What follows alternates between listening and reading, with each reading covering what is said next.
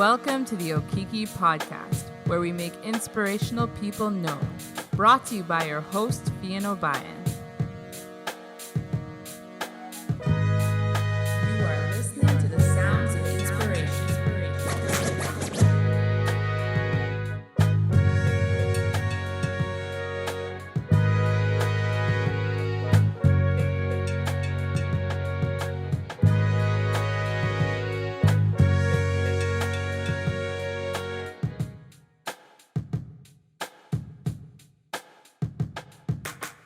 Hello, everyone, and welcome to the Okiki Podcast. And today I have a very special guest.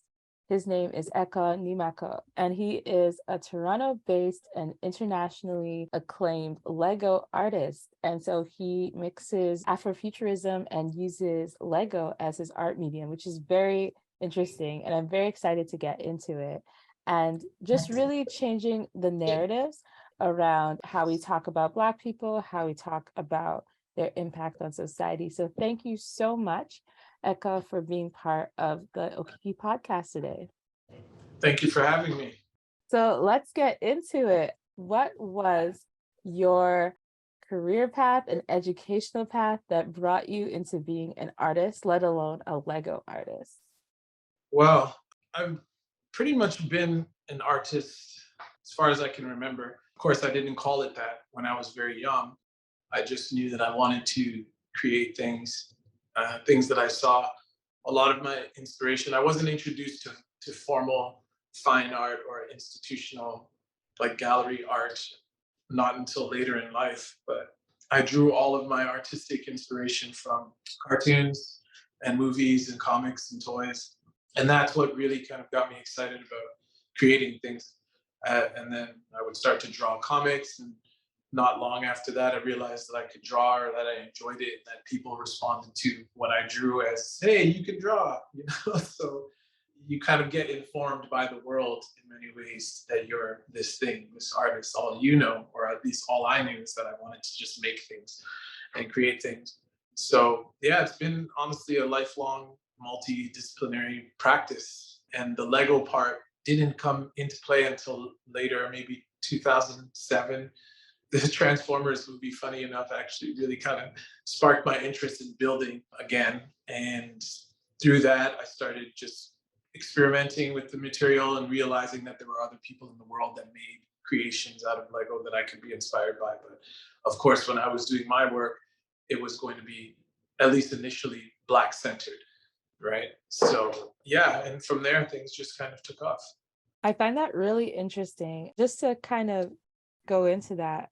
So you said you were informed by people around you and they really saw this talent that you had. And I guess along the way, what were kind of the supports and I guess avenues that you tapped into that really helped you really dig into this art? Because I know typically being an artist, let alone, especially with an African background, although we do have a lot of art to ourselves and to our culture, it's not really the pathway that's encouraged to us. No. Most of the time. So I'm just curious, what were those resources you found along the way that really helped you tap into this in a serious way? Well, you know how it is. If you don't get the kind of support that you want from your family, then your friend groups become your support system and your external family. And my parents did right by me, mainly by buying me Lego, of course, because Lego's not inexpensive. So the fact that they kept Lego in my hands and in the household was honestly inspiration enough. And it gave me the material to exercise my imagination. And then, I got into music pretty heavily in my adolescence. So I was making music with my friends pretty much every day and just consistently. Through that, it just kept me in the arts, and then at some point later in the road, I wanted to go to post-secondary. So I went to York University to study art. I was still making music at that time, but I didn't want to study music. I didn't feel like theory was the thing that was going to move me, but I had always had a penchant for drawing. So I thought that would make sense. And through drawing, I actually got into sculpture while at school. And then, that really kind of just invigorated me to create, because three-dimensional is very different from two-dimensional, of course. So once I started getting my hands involved, and then I was at school around the same time when that movie came out, and so all these things were just swirling around me, providing all this inspiration. And yeah, it really just kind of blossomed, and I had a lot of support from friends and family too. Like once they saw what I was able to do, then totally, I got support from everyone: my brothers, my mom, my dad. I love that. So you're really like a multi-artist. There was music, there was art, there was kind of all the pieces of it coming together. And just even as an artist and as you went through that journey, how did you, I guess, what initiatives did you take to kind of really set yourself apart, even in not just from a brand perspective, but also from a creation and ideas perspective? Because I'm sure the biggest challenge being an artist is how do you create something that's original to you? So I think you started touching on it, but at what point did you start finding your voice and having people begin to react to it and go, what is being created over here? Yeah. That would be 2014 for sure. I was fortunate that I received a grant for the TD Bank had been doing a Black History Month engagement for a few years at that point. And they teamed up with this local Black arts organization called BAND. And through BAND, they would select artists in key cities across the country and then give them, once you put in your submission, if you were selected, then you got a grant to just create something for Black History Month. And so this was the first time I had received funding as an individual artist, because all the other times before that, it was with like my music and my friends, and we were all doing it together. So there was this kind of connection and support system, in fact. But this was the first time it was just all on me to create stuff. And that's the first time also when I created my first Black child out of Lego. So yeah, 2014, I had my first Building Black exhibition. And that's what really opened me up to the community. And it was great because up to that point, you know, when you make music, it's rare that you find music that is decidedly for Black people. Music is so universal. That you have a lot of Black artists, of course, making music, but the songs they're singing, they're not always saying this is a song about Black people or for Black people. It's music. But when I'm creating visual art that depicts Black people, especially out of a medium that you've never really seen Black people being created from, then there's sensation. I feel that occurs, and people definitely were really coming out and supporting it. That's what really brought me to the world, essentially. Not immediately, it took time. I was still a struggling artist in 2014, make no mistake. I love it. I think another thing that drew me to you and your art is the Lego part, actually, because Yeah, even for myself, like my dad refused to buy me Barbies.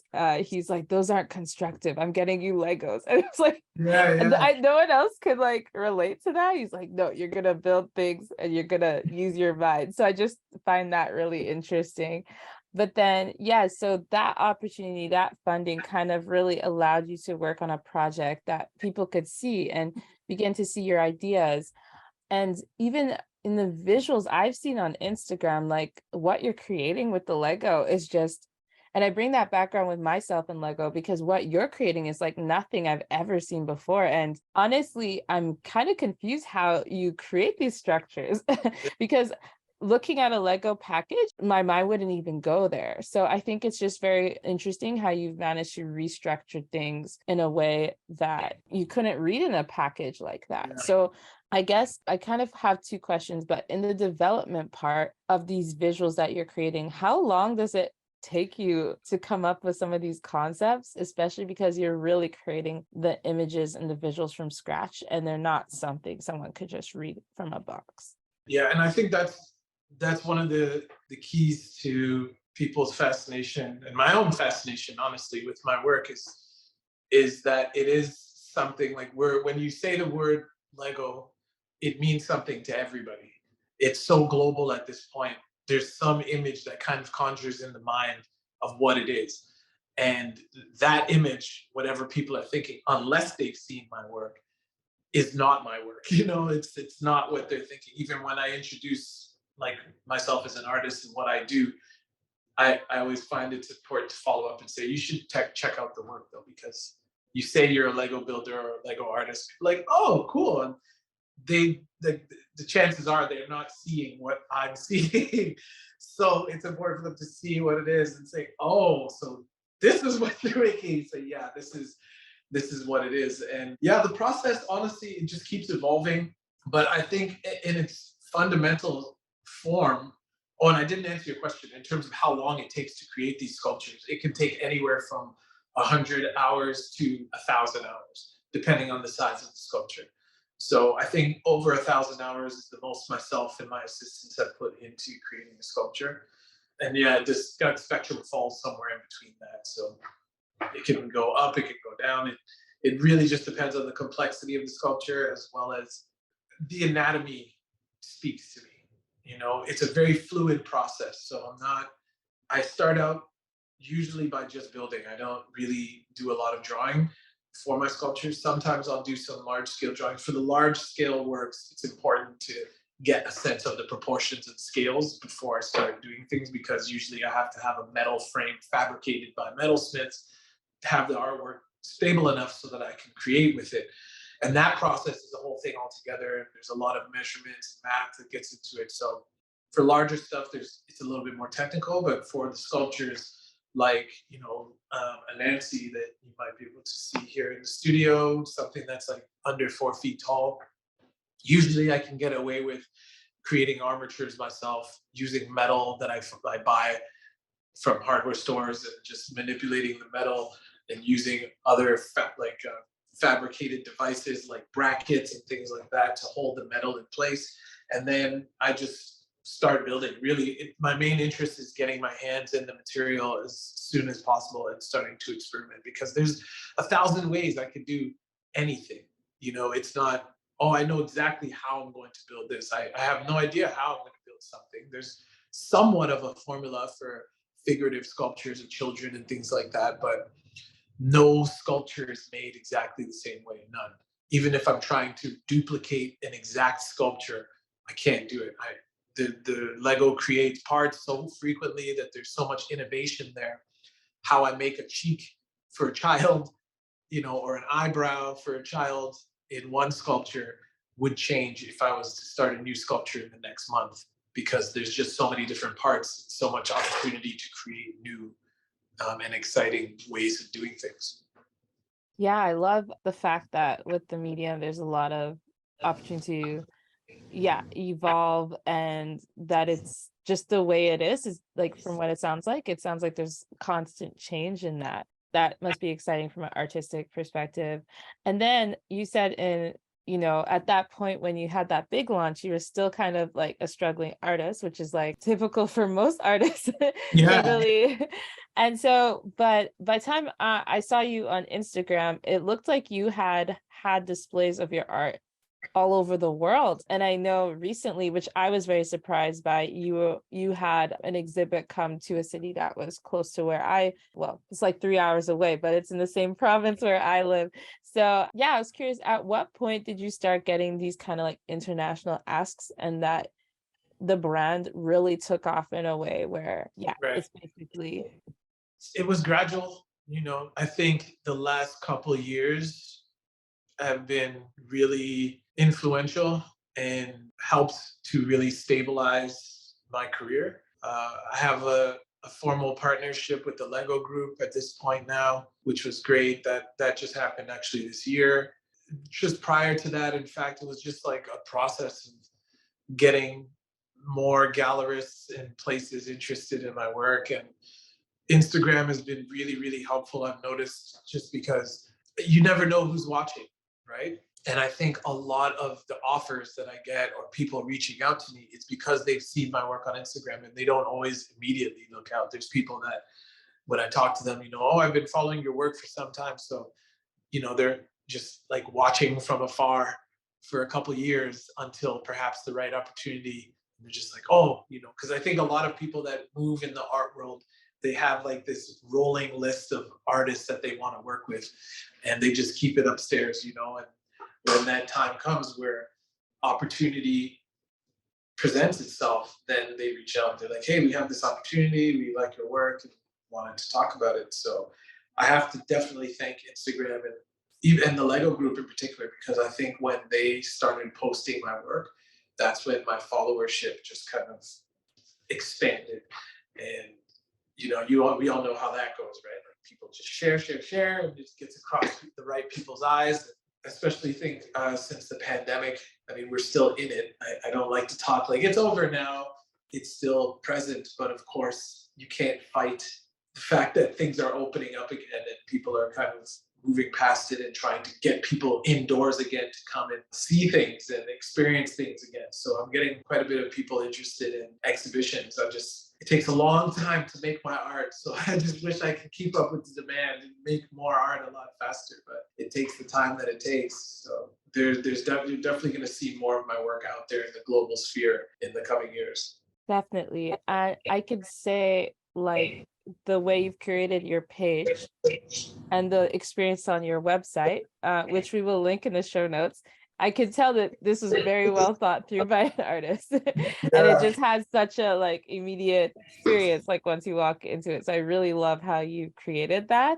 Yeah. And I think that's another kind of segue I want to go into with you. What kind of advices would you give on artists, especially in trying to promote themselves? Because I definitely love advocating art. Like I go to art galleries in my city and I just appreciate art, I think, because I know it took the artist a lot of time and I'm not that patient, but I love seeing the outcome of what they've created, right? I'm more instant with photography, but I love seeing art and appreciating different types of art. So I guess with the world and how things have been going, what would be your advice to artists if they're really like, no, this is what I really want to do? And what steps would you suggest they take to That's a really good getting their brand out there?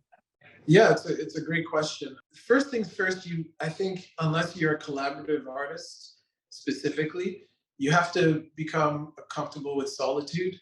And I think, and this goes to more people that haven't already been experiencing art and making art in their own like spaces at home, wherever the case. Because once you do it, you do realize how much time you spend alone creating your work. And most importantly, you've got to be realistic. A lot of people want to be artists, but what goes into being an artist is not easy. When I talk about being a struggling artist, I'm talking about making the choice between going out and finding a job so that you're not worrying about rent every month, or not going and looking for a job because you want to make art, and finding ways to get your supplies, finding ways to eat, finding ways to keep a roof over your head, but not sacrificing the time that you need to put into your art to make it exceptional so that you can have a successful career. Depending on the type of art you make, some artists can pump out artworks a lot faster because of the medium they're using. So art production is important, making art as much as possible, and looking into reading a lot of articles about galleries and what might be best approach for you. Because at some point in the past, you couldn't really be a successful artist without having gallery representation. Just like being in the past, you couldn't be a successful artist really without major label support. It's hard to do everything yourself. And on top of that, they were the gatekeepers in many ways, right? They have the distribution contacts, they have all like the venue contacts, they have basically it's all part of this large industry. Whereas now, you don't need a record label to become a huge artist. You can make video. Look at Doja Cat, right? She got huge. And I remember when she was still making the cow videos and like online and just had like an online presence. And then she becomes like one of the top artists in the world. That her name just kind of popped into my mind. I'm not a huge fan, but I appreciate people that just are successful in their given modus operandi. I'll have to like your music, but if you're really successful at it, then you're doing something right. But yeah, there used to be this period where you couldn't represent yourself. You had to seek others and other kind of industries to give you a leg up. But now you don't need that. Like I don't have gallery representation, and I'm okay with that. There's a lot more work that I have to do and my staff has to do, but at least you're not giving up 50% of your earnings. You know what I mean? That's a large chunk, it's a large chunk. And I think I've also been fortunate in that my medium already carries like an iconic presence in the world. So you don't have to do anything. Just say there's a Lego thing over there, and people will just, oh, Lego, really? And they just be interested in it without seeing anything, So on top of that, if you're using an already popular household item thing and the stuff you're making is exceptional, then you're bound for success as long as you keep working hard and get on top of your business. So yeah, getting back to the advice for others, you've got to be realistic in that. Are you ready for this? Is this what you truly want? Because I know a lot of people that do the plan B lifestyle, like, where it's, I want to be an artist, but I'm studying accounting because of plan B and all that. There's a very small percentage of people that go that route and actually succeed in the thing that they want to do while having this plan B that they're dedicating all this time to. I was never really that person, despite the advice of my dad. Gotta have a plan B. I'm like, yeah, plan B. Meanwhile, I'm like, I'll just go on social assistance and play and build this Lego sculptures all day rather than have a plan B and think about that, because I always knew that there was something burning inside that was going to, lead to me creating things that would help me find my path. And I think other art, like there's so many people that want to make art, but they don't want to put in the blood, sweat, and tears that goes into making art. They don't want to give up the luxuries of things that they get from having gainful employment while doing art on the side. Because to me, when you're doing art on the side, it will be art on the side. And if you want it to be art in front, then you've got to put art in the front. It's like side hustles can work for certain industries, but my opinion is you go hard or go home. So if you really want to be an artist out there, you've looked at your work and you've been realistic with yourself that you can deal with it and you accept all the things that are going to be coming your way, good and bad, then yeah, you're on the right path. All you need is the talent, which can be developed or can be given. I've seen some remarkable people that didn't have much artistic skill in the beginning, but worked really hard at practicing and got so much better. Whereas, of course, there's people that are just born and naturally prodigious and they just make things that are quite amazing and astounding from a very early age. And other people, they need to work really, really hard at it. I really love that answer. I feel like it's very well-rounded and realistic, and I think someone can definitely take from that and Yeah, I hope so. reflect for themselves, because it's a sacrifice. Art is a Oh, yeah. sacrifice. I also wanted to make sure I touched on the type of art that you're creating, especially the main art. A lot of your themes are around Afrofuturism and showing Black culture. You also have workshops called Building Beyond. So I wanted to talk about like the importance you felt in bringing that into the type of art you produced and why you felt so empowered to do that and why you feel like that's a narrative that should continue to be shared, even through the workshops with kids that you get to do. Yeah, Building Beyond is it's a great vessel for learning about Afrofuturism. And the deeper, more fundamental purpose of Afrofuturism is liberation, in my opinion. It's about imagining a future where we're all liberated, even in a dystopian future, even if it's like dark and the world is like in some apocalyptic phase. The fact that there are Black people enduring and at the center of these stories is crucial. It's important just because we've been left out of so many of these movements, whether and genres, whether it's science fiction in literature, science fiction in film, whether it's fantasy in the same thing and the same realms. There's always this, I find, displacement, especially as it exists in the white imagination. And because so much of us are raised within the white imagination, then it becomes that much more crucial for us to embark on our own journeys that touch on and mitigate and expand upon all the things that make Black culture so vibrant and resilient and honestly just wavy. Like it's just, it's interesting to me because Black culture, Black people, the Afro diaspora, like there's nothing like it on earth, you know? Like you have one that the first human beings were found on the continent, grew and up in Africa, East Africa, South Africa. So there's that, okay? And there's the really kind of the ethnic aspect of it, which is also very interesting to me because it's almost like there's like Black people carry this gene that's like the source or something, because you look at Black people, we contain every like skin color within our ethnicity. You can have Black people that have really no pigment or melanin at all and they're still Black. Then you have the shades of light skin and then brown and then dark skin and the superbly beautifully dark skin. And you've seen it, it's just I love just seeing the gamut of like the Black experience in every way that it comes. And then just culturally, the music and the style and everything, it's like anti-Black racism is like a currency traded throughout the world.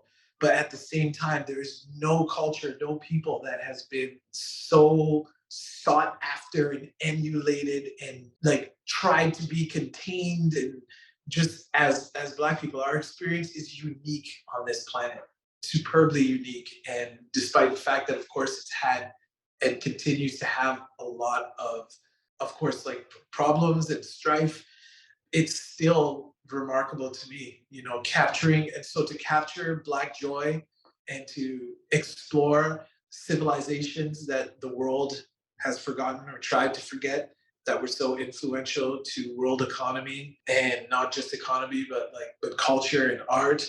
It just seems like, why would I want to spend my time creating things that other people have created when I can devise narratives and depict narratives of Black science fiction and Black fantasy and Black joy and like the emotional side of it too, and Black sanctuary and solace and all of these things that are so necessary for our survival, but also for us to thrive. And all of these things are encapsulated in African futurism, which is its own form. Like Afrofuturism and African futurism are pretty much the same coin, just different sides, where one, Afrofuturism, speaks more to the diaspora and African futurism is focused on the continent. But both of them are about like expanding the culture and expanding our minds through that and envisioning futures and worlds and narratives that perhaps we're not seeing now or existed in the past or that we're striving to create for the future. Yeah, I so love what you said and just talking about the range because yeah, definitely the Black experience is not a monolith, and although media tends to try and paint it that way, there's just a range of those experiences and you just capture that so well. I'm thinking also about the fact that there seems to be a movement around this. So I saw your art. Of course, we know this month Black Panther is coming out, and I've seen other authors come up with books around this as well, young authors from the diaspora. So I was curious, like, yeah, is that exciting to you to see all these kind of different representations around this discussion? And also, are you part of some sort of community that is really trying to push this as well? I'm very inspired by all of it. I love seeing and hearing about Afrofuturism and seeing how it inspires others and what they're going to create. Nnedi Okorafor is an amazing African futurist writer. Her books are just next level. N.K. Jemisin, Octavia Butler, of course, and just like so many others. And that's just like in literature. And then in visual art, you have Young Yemi. He's also a Toronto artist, who's amazing. Paul Lewin, who brings in a lot of like Jujuism and that kind of stuff into his imagery. Very fantastical worlds being constructed. Yeah, just so many. Hebrew Brentley, I don't know if he would call himself an Afrofuturist, but his work is definitely inspired by comics and heroism and putting Black children in the front of that.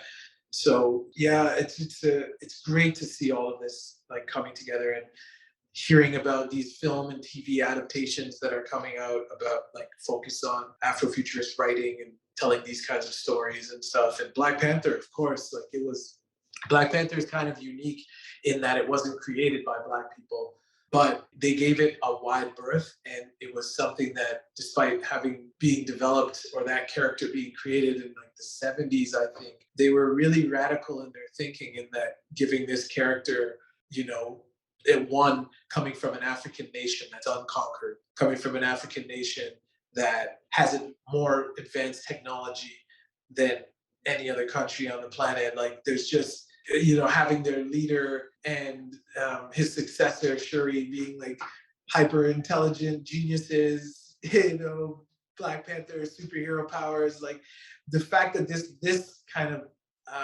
narrative was created by two white guys working for Marvel is pretty interesting to me. But I think it's important to note that while with all the Black Panther fanfare, the fact that Ryan Coogler is directing and it's very much like a Black produced like film in a sense, you know, like a lot of the casting, the costumes, everything is very, very much Black centered, but it's not a story that we created, but it's one that we can ride with, you know, because it hits on all the right points. It doesn't categorize us. It doesn't fetishize us. It doesn't give us some immovable past of like enslavement to try and get over before we can be recognized as people and heroes. So I think it's fantastic, and just seeing what it did at the box office was, I think, proof enough that people are hungry for this kind of material, and not just Black people. A lot of people are supportive of Black Panther and of African futurism and Afrofuturism, because we live in a world where we see each other.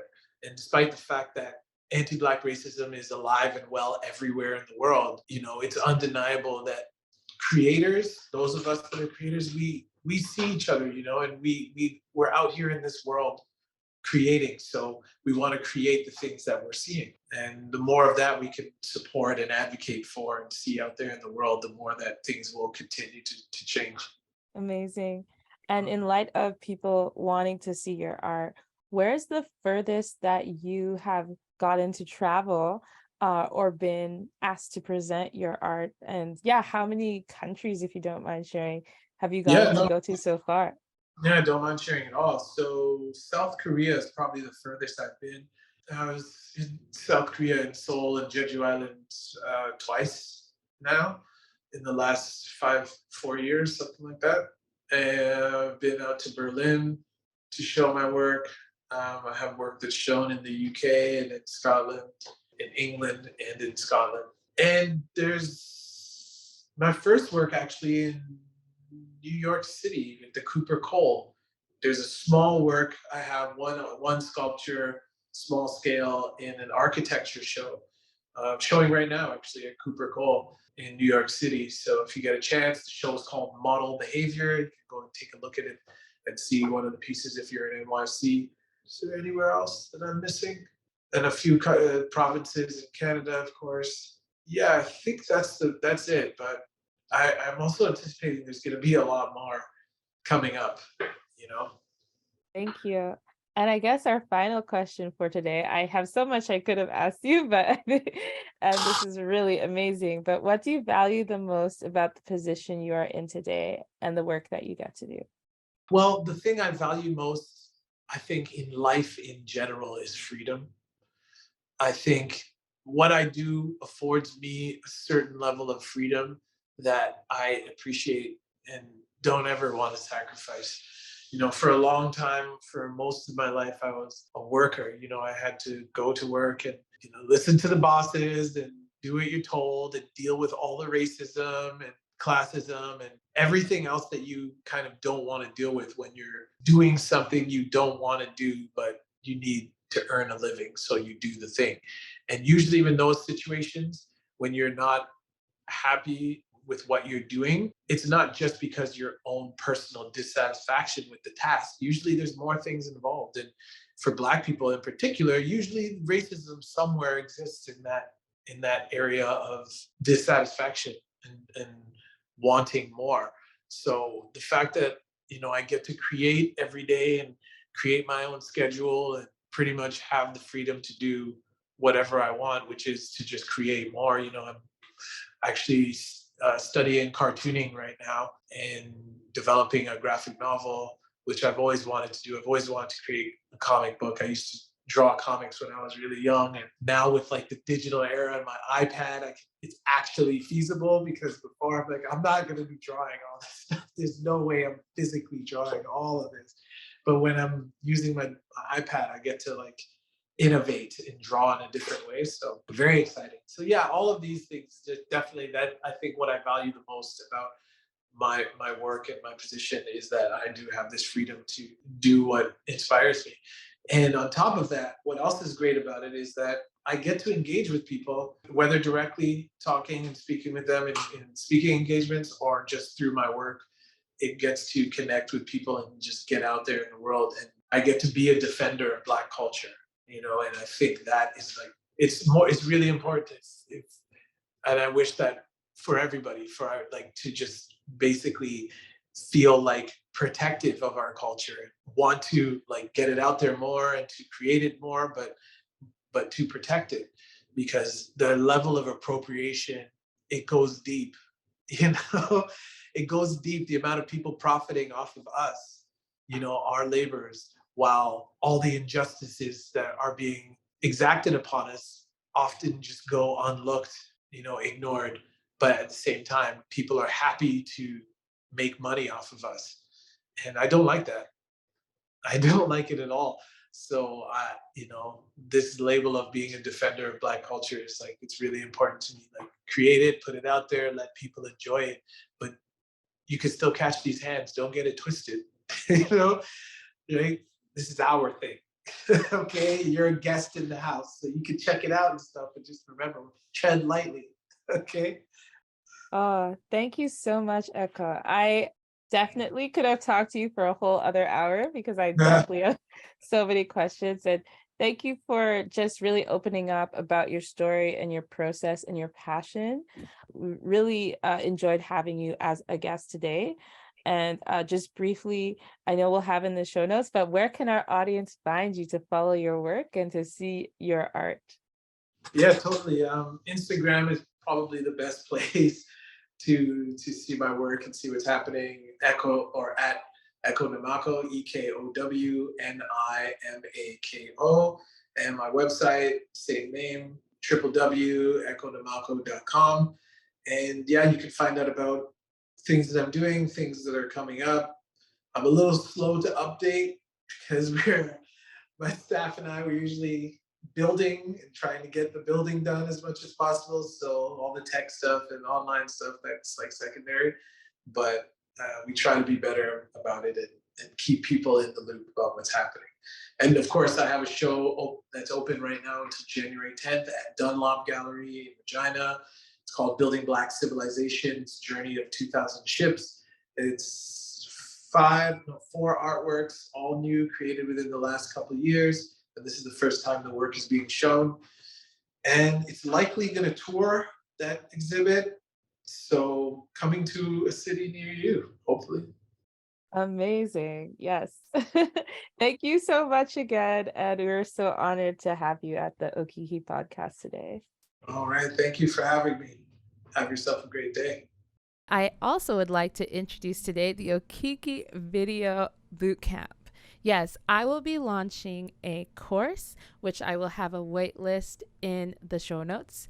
And I will be launching some group coaching as well. I know there has been a lot of requests lately of people wanting to learn how can they create content for their own brands. And so I'm looking forward to bringing you along on the journey with that. If that's something that you've wanted to gain skills and techniques on, this will be for you. You'll learn systems on how to create content effectively and efficiently and have more time for yourself in the process while reaching your clients. Again, you can find the information for the Okiki Video Bootcamp in the show notes below.